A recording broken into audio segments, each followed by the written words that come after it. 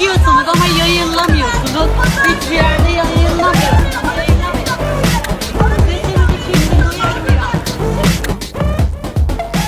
Bir kocam var sakat %100 engelli yerde. Ona bağlayacak bez bile bulamıyorum. Kredi parası çektik. İstanbul'a gittim, kalp hastasıyım. Aldığımız aylığımızı krediye verik. Benim oturduğum ev bu. Eğer burada köpek yaşarsa ben de yaşayayım.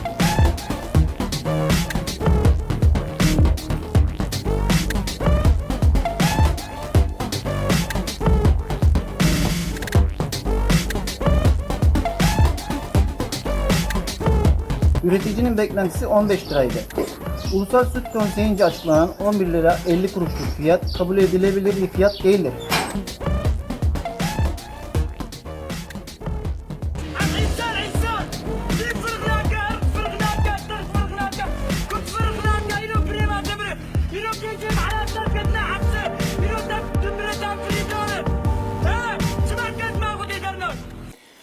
To what extent are ideas other than the dominant discourses in societies heard? Even when they are heard, how well are they understood? How much do people listen to what the outsiders have to say? Do they establish an empathic connection in the moments they listen? Or do they reinforce their negative judgments about marginalized groups instead of understanding them? Let me say something about the idea of subaltern voices. The word voice there is a metaphorical word. What we mean by attending to the subaltern classes is what they do speak, and they resist, they form collectives, but there is no infrastructure for, again, to go back to the metaphor, for them to have their speech act completed. Most of the general ideas are paranoia and have almost no scientific basis. As Bernard Shaw put it, reality is what one does not believe in. Shaw, a staunch advocate of socialism and women's rights, said this in the first half of the 20th century. He would go mad if he saw the state of affairs today. Arkadaşlar, herkese merhabalar, herkese iyi akşamlar. Umarım hepiniz çok iyisinizdir. Biz bu ormanda yaşayan Müslüman cinleriz. Burada bir şehidin yattığını duyduk. एक हाथ sir के आगे और एक हाथ sir के पीछे दबदब वाला।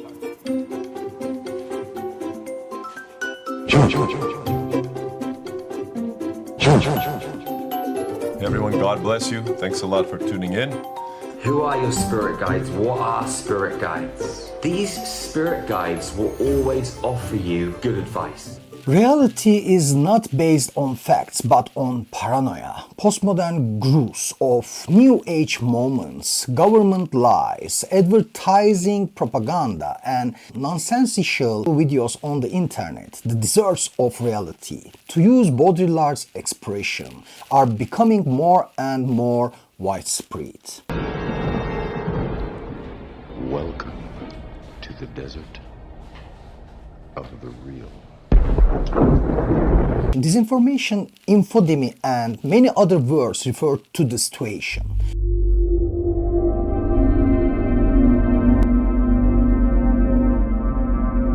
Nietzsche said decades ago that if there is a truth, it's outside the marketplace and this crowd. We no longer have the ears to hear the truth. Spivak points to one of the many facts that make up this situation.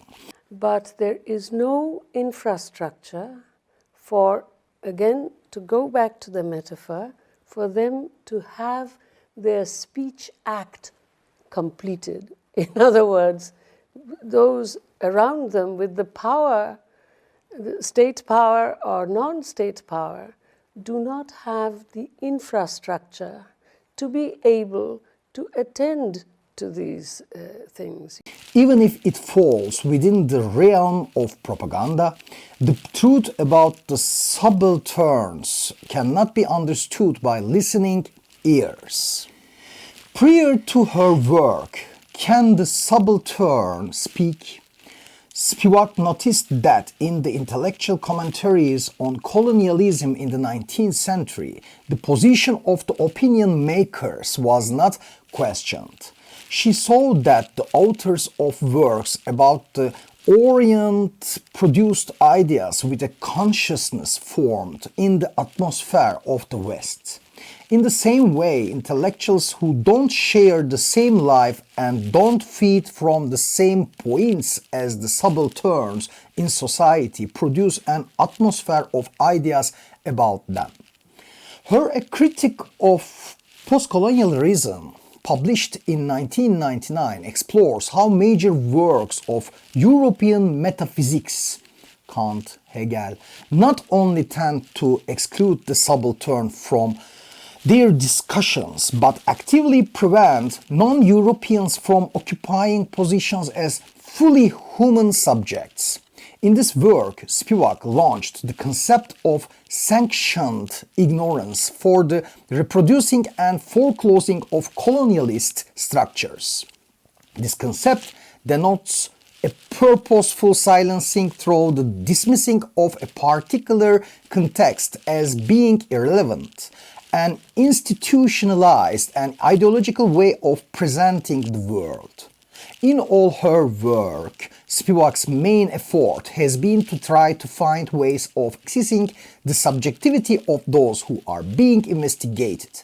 She is hailed as a critic who has feminized and globalized the philosophy of deconstruction, considering the position of the subaltern, a word used by Antonio Gramsci as describing ungeneralizable fringe groups of society who lack access to citizenship. Spivak's subaltern cannot speak capacity should not be understood as a physical blocking of speech pieces of censorship. This is not a silencing or censorship. According to Spivak, the subaltern's inability to speak is the subaltern's failure to understand the subaltern even if heard by the general masses. The atmospheres and aquariums in which the subaltern and the general masses live are different. Therefore, even if the subaltern speaks, it cannot be heard. No consciousness in the general mass can listen to them. So it's not a question of someone trying literally to listen to muted voices. That's a metaphorical description of building infrastructure so that the citizen who is cut off from the structures of the state or social mobility can actually access them. That's what it is.